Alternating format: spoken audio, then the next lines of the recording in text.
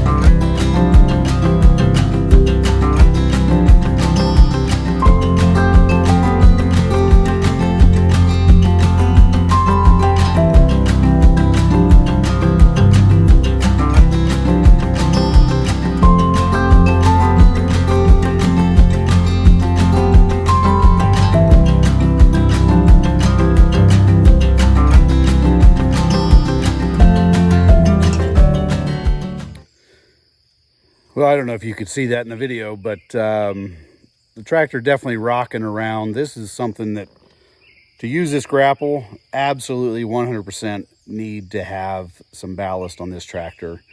I'm going to grab a few just rotten logs, rotten firewood, show how you can pick some of that stuff up. But I want to switch this over to the 4052R and grab a few logs with it. It's much bigger, much heavier, and should be a much better experience. So let's go grab some cut up wood, bring it over, and then get out the 4052R.